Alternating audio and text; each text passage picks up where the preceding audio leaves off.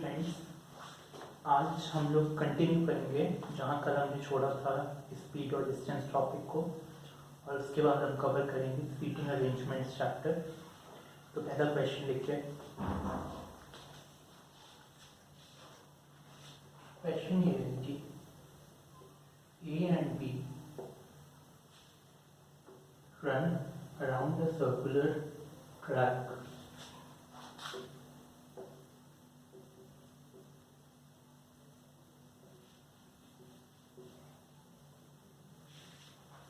of length 600 meters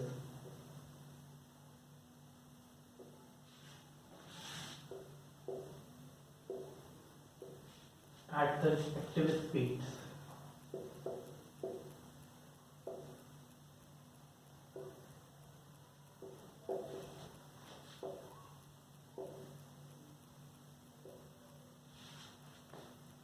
of 15 meter per second and 20 meter per second from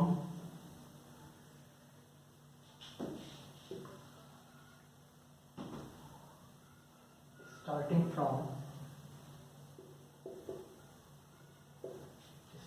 from the same point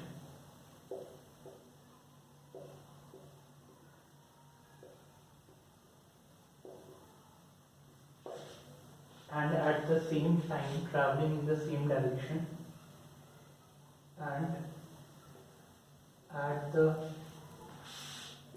same time traveling in the same direction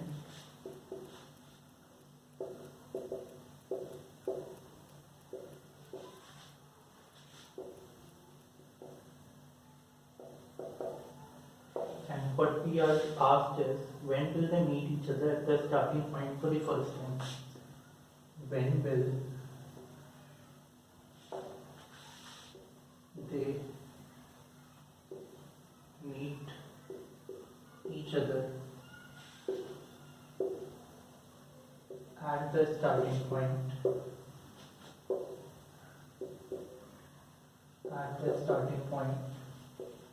for the first time.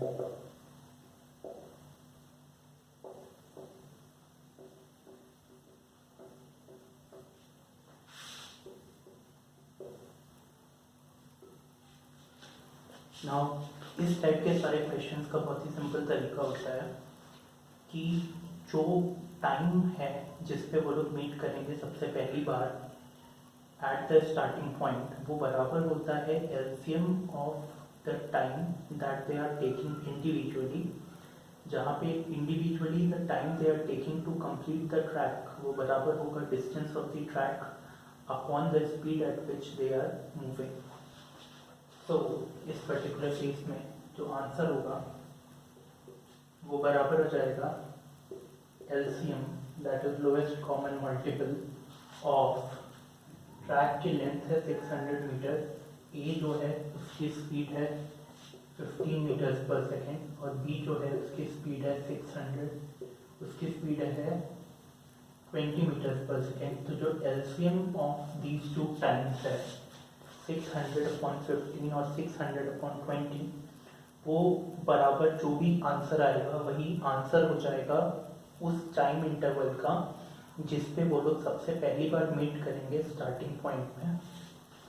तो इस particular case में अगर हम इसे solve करेंगे तो ये आ जाता है एलसीएम ऑफ 40 and 30 जो कि बराबर हो जाएगा 120 के।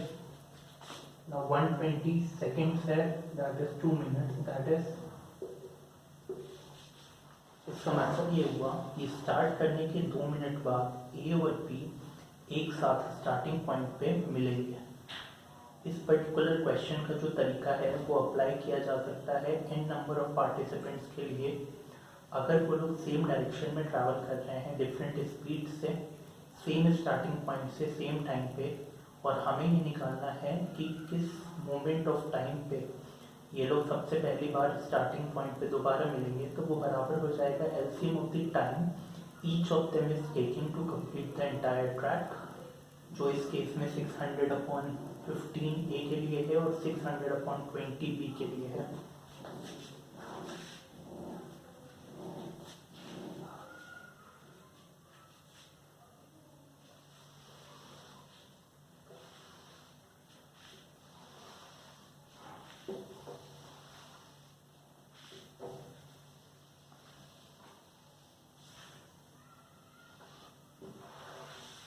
और नेक्स्ट क्वेश्चन नोट डाउन कर लिया।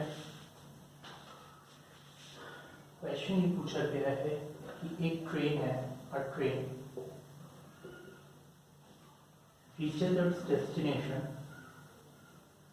reaches its destination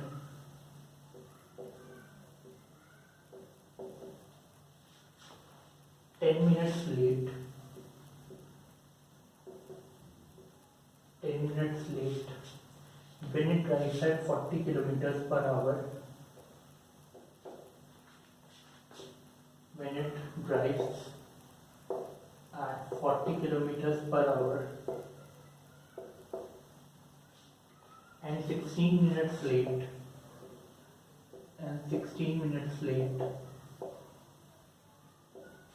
when it drives at 30 kilometers per hour when it drives at 30 kilometers per hour और हमें ये निकालना है कि दोनों स्टेशंस के बीच का डिस्टेंस क्या है। What is the distance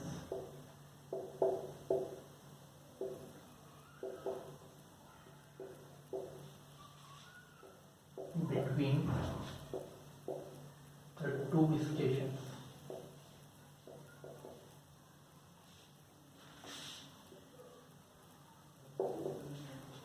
now I hope ये क्वेश्चन बड़े आसानी से समझ में आ गया हो। इस क्वेश्चन में ये लिखा है कि दो स्टेशन हैं ए और बी, उनके पीछे एक ट्रेन ट्रैवल करती है।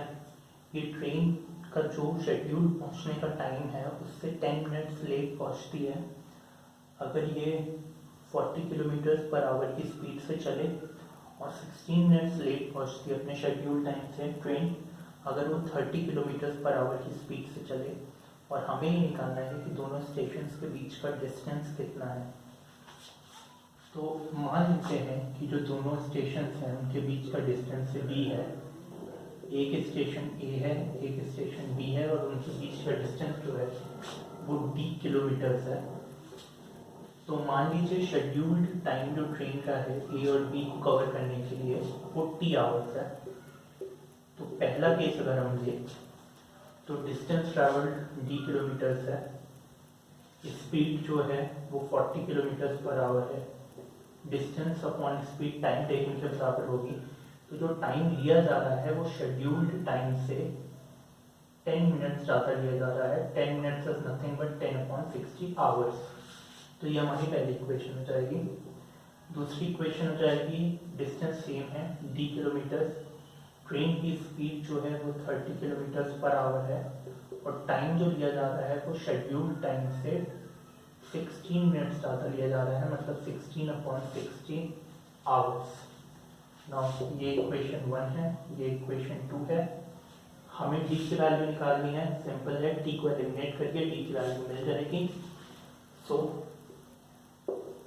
एलिमिनेटिंग t from 1 and 2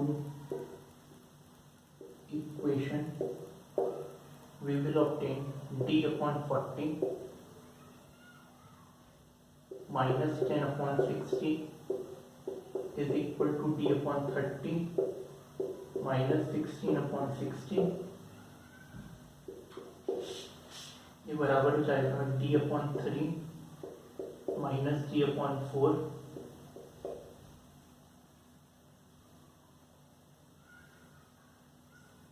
और 1 इज इक्वल टू 1 हो जाएगा, जिससे d की वैल्यू जो है वो 12 किलोमीटर आ जाएगी।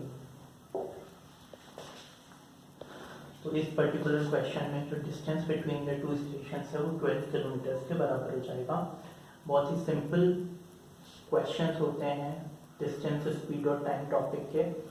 आप fundamental formula distance is equal to speed into time लगा के किसी भी क्वेश्चन को सॉल्व कर सकते हैं।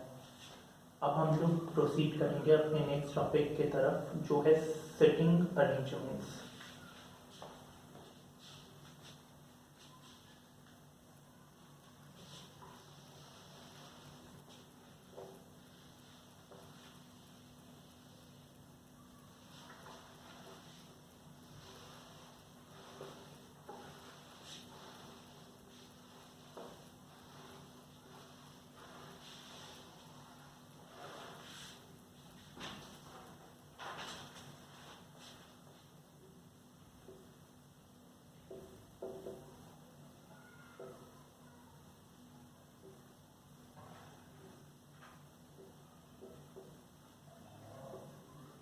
तो सबसे पहले सिटिंग अरेंजमेंट्स का बेसिक अगर हम देखें तो मान लीजिए कि 6 लोग ए, बी, सी, डी, ई और एफ नॉर्थ की डायरेक्शन में फेस करके बैठे हुए हैं। दैट इज ये जो फेसेस है इनका ये नॉर्थ की तरफ है।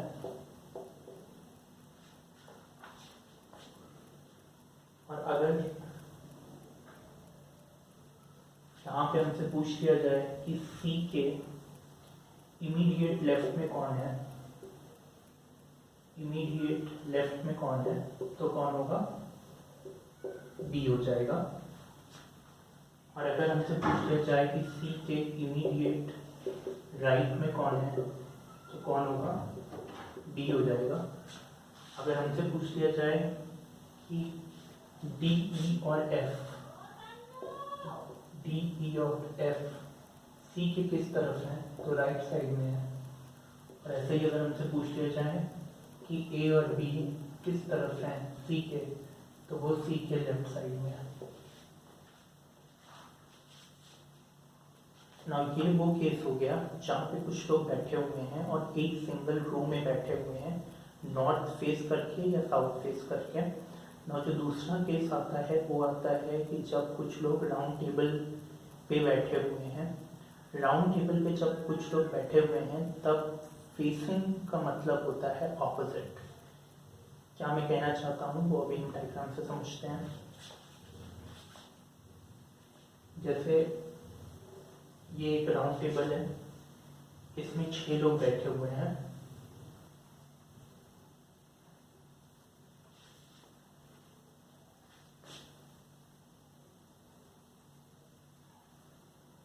ए, बी, सी, डी, ई, एफ।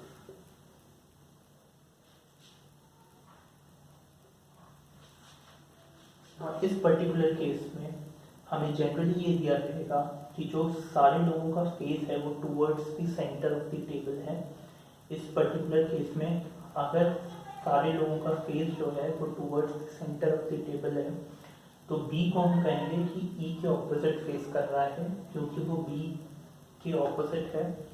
हम कहेंगे कि ए के राइट साइड में एफ है, राइट साइड मतलब एंटी क्लॉकवाइज, और ए के लेफ्ट साइड में बी है, लेफ्ट साइड मतलब क्लॉकवाइज। आप खुद इमेजिन करिए कि एक बंदा यहाँ पे बैठा हुआ है जिसका face centre of the table की तरफ है, तो उसके राइट साइड में एफ होगा, इमीडिएट राइट में राइट एफ होगा, इमीडिएट लेफ्ट में बी होगा, ए के राइट साइड में ई होगा, ए के लेफ्ट साइड में सी होगा। अगर ये सिंपल से कॉन्सेप्ट क्लियर है रोज में बैठे लोगों के बारे में और राउंड टेबल पे बैठे लोगों के बारे में, तो अब हम इससे रिलेटेड क्वेश्चंस अटेम्प्ट करेंगे।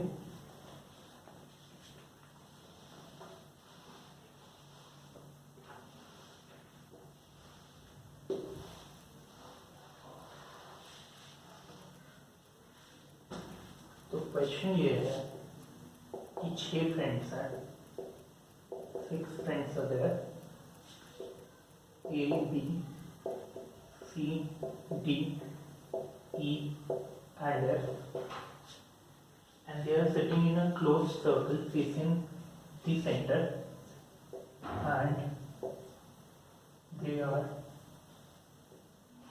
sitting in a closed circle facing the center, in a closed circle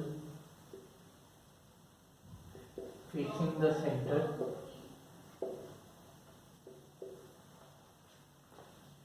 A is facing D, we are given, now some conditions are given.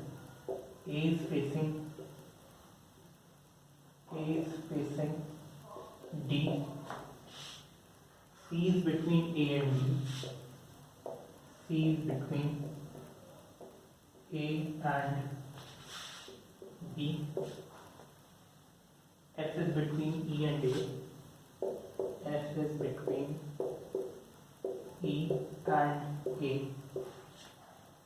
Who is the immediate left of B? और हमसे पूछा ये गया है कि immediate left of B कौन है? Who is the immediate left of B?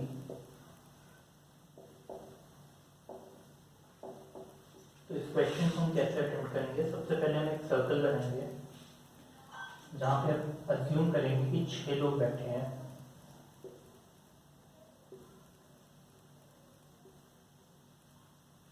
अब हमें दिया क्या गया है, ये 6 लोगों के लिए प्लेसेस हमने बना दी ABCDEF। अब हमें फिट करना है कि कौन कहाँ पे बैठा हुआ है। तो सबसे पहली कंडीशन हमें ये दी हुई है कि A इज फेसिंग D।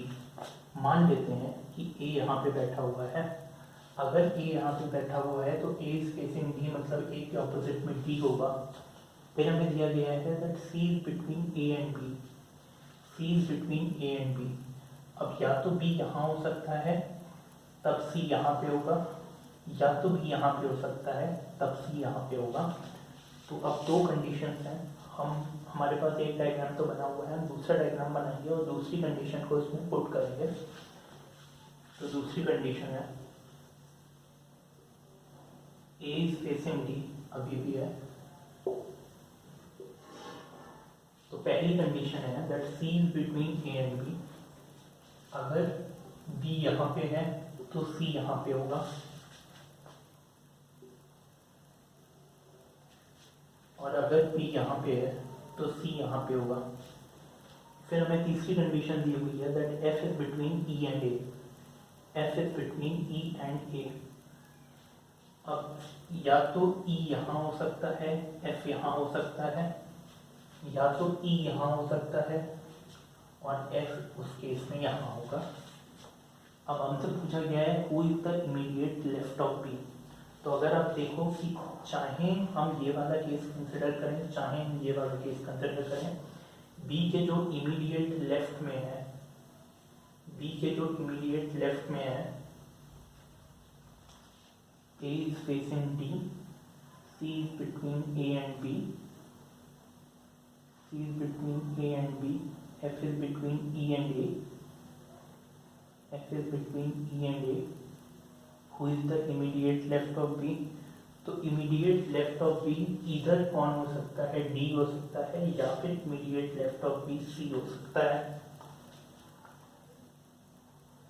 तो there are two possibilities कि B के लेफ्ट में इधर D हो सकता है या फिर B के लेफ्ट में C हो सकता है।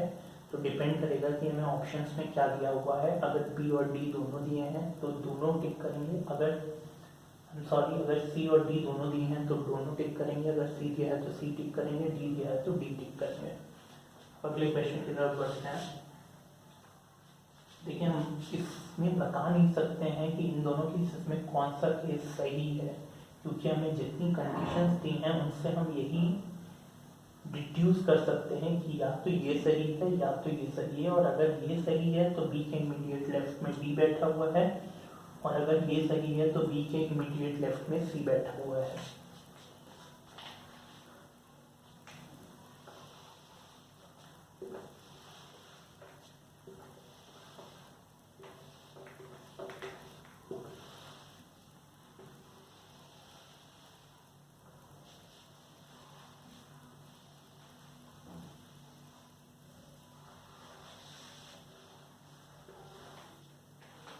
अगला क्वेश्चन फिर से 6 फ्रेंड्स को इन्वॉल्व करता है। ये 6 friends A B C D E, A, B, C, D, E and F are sitting in a closed circle facing the center, are sitting in a closed circle facing the center,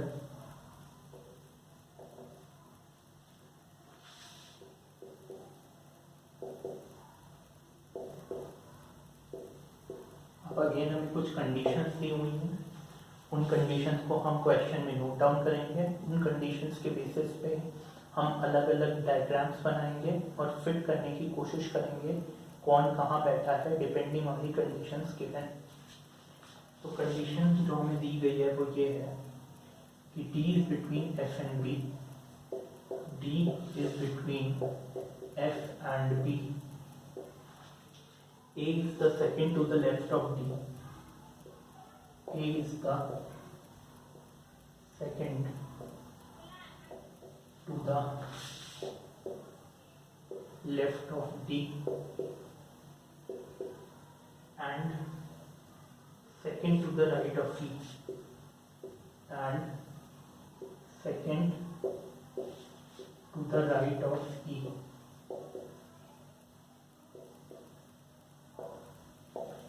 और हमसे ही पूछा गया है that who is facing मतलब who is opposite A, who is facing A हमसे पूछा गया है और ऑप्शंस हमें दिए गए हैं B,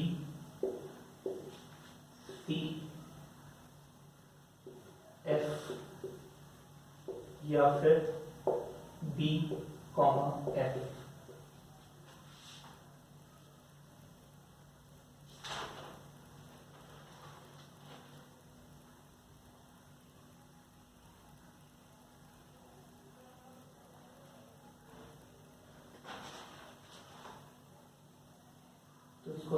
इस क्वेश्चन को सॉल्व करने के लिए हम सबसे पहले एक सर्कल बनाते हैं। एक सर्कल है, 6 फ्रेंड्स बैठे हुए हैं, तो हमने 6 टेबल्स बना ली। अब हमसे पूछा गया है, हमें सबसे पहली कंडीशन दी गई है वो ये है कि D is fitting between F and B। Okay, हम 2 केस बना रहे हैं।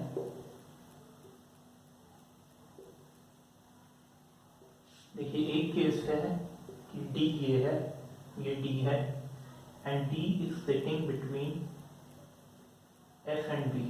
तो पहला केस ये है कि F यहाँ है, B यहाँ है। दूसरा केस ये है कि D तो नहीं बैठा है बट यहाँ F है और यहाँ B है। ठीक है, फिर दूसरा केस हमें दिया गया है that A is second to the left of D।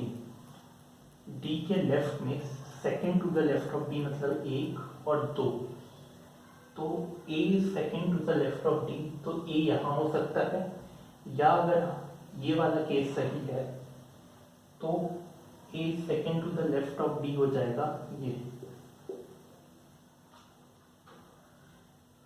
And second A second to the left of D